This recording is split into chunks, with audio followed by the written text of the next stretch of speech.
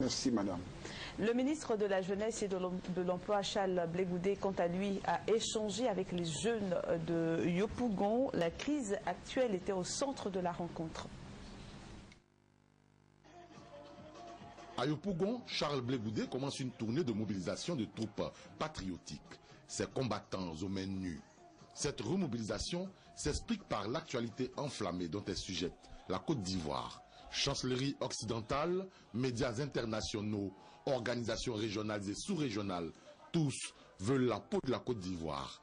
L'heure de la résistance a donc sonné pour les patriotes ivoiriens, avec en tête leur général, Charles Blé Goudé.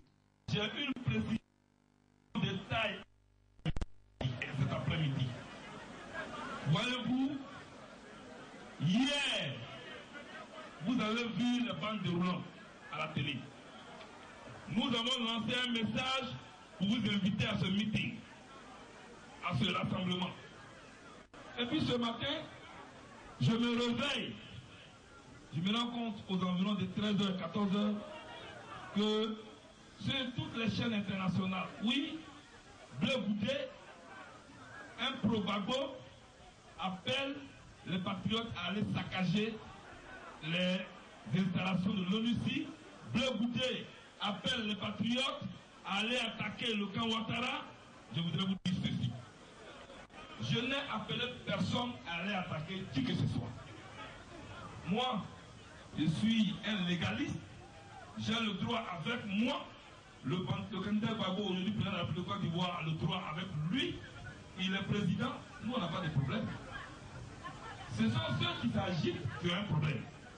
Je répète et j'ai dit que M. Nicolas Sarkozy, président de la République de France, et l'ONU prépare un génocide en Côte d'Ivoire.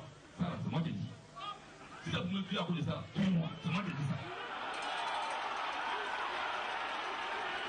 Je voudrais dire aux Français vivant en Côte d'Ivoire que le même mépris avec lequel M. Sarkozy nous traite, c'est ce même mépris avec lequel il est traité. Mais nous vivons ici. Lui, il est à Paris. Que la Côte d'Ivoire s'embrase, il s'en fout. Mais nous avons tout ici. Le président Gbagbo n'est pas un sous-préfet français. Donc il n'est pas aux ordres de M. Sarkozy.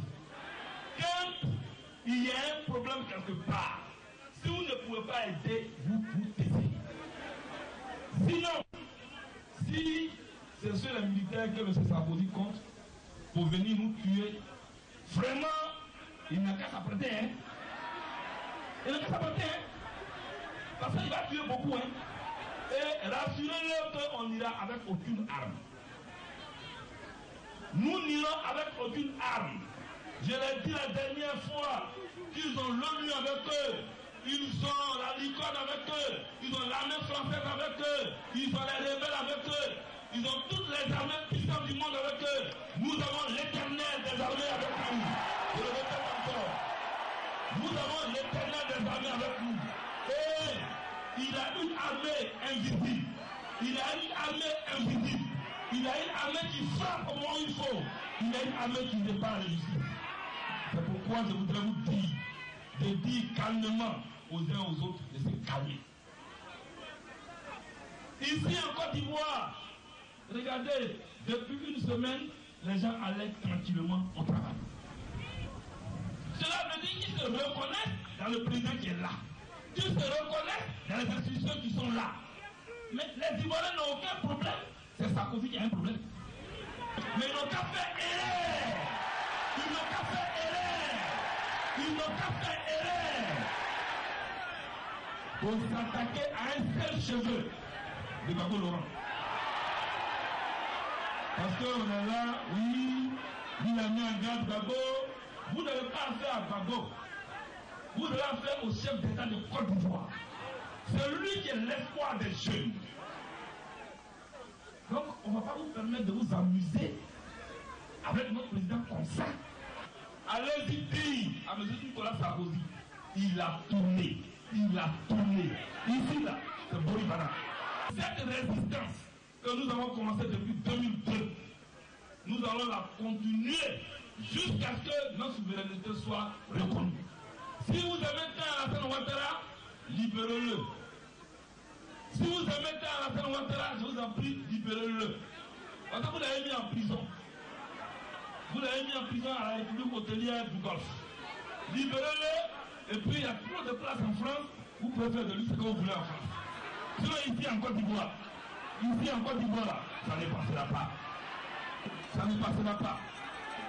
Et les arguments que vous cherchez pour attaquer la Côte d'Ivoire et encore tirer sur les patriotes, je ne vous donnerai pas cette occasion. Les patriotes de Côte d'Ivoire n'ont pas pour intention d'aller s'attaquer à des Français vivant en Côte d'Ivoire. Les patriotes de Côte d'Ivoire n'ont pas pour intention d'aller saccager des installations françaises.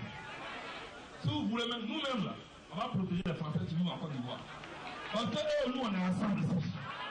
Mais c'est Sarkozy qui est à Paris, qui veut détruire, c'est qui nourrit les Ivoiriens et c'est qui nourrit les Français vivant en Côte d'Ivoire.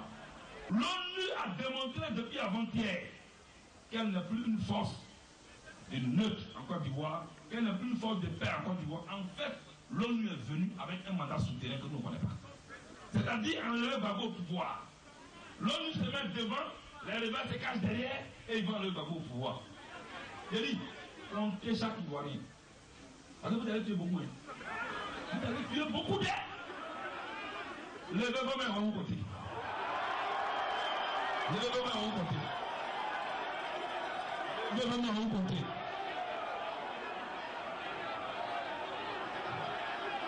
Les rebelles vont mettre à mon côté. Tout ce que nous demandons à l'ONU, gentiment, poliment,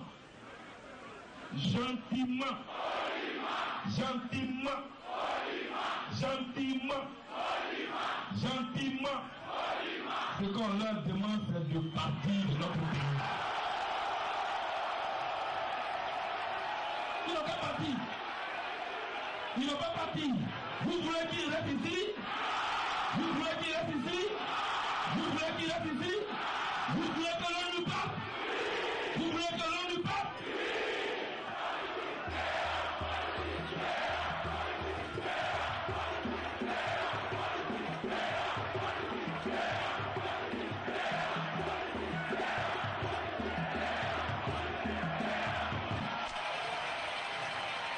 Alors, pour que l'on s'y parte, moi, je voudrais vous dire, et notez ça très bien, contrairement à ce que Hitler est en train de raconter, contrairement à ce que toutes les télés sont en train de raconter, je n'ai pas besoin de force. Nous avons demandé à la LICOL d'accompagner l'ONU si je peux.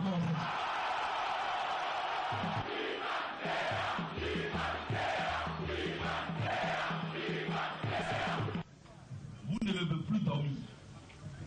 Soyez prêts. Soyez prêts. Soyez prêts. Soyez prêts. Soyez prêts. Soyez prêts. Soyez prêts. Soyez prêts. Soyez prêts. Est-ce que vous êtes prêts? Est-ce que vous êtes prêts? Ainsi, les patriotes ont-ils les oreilles tendues, la vigilance redoublée, le cœur serré certainement, mais prêts à faire des sacrifices ultimes, en gardant bien sûr la foi en Dieu.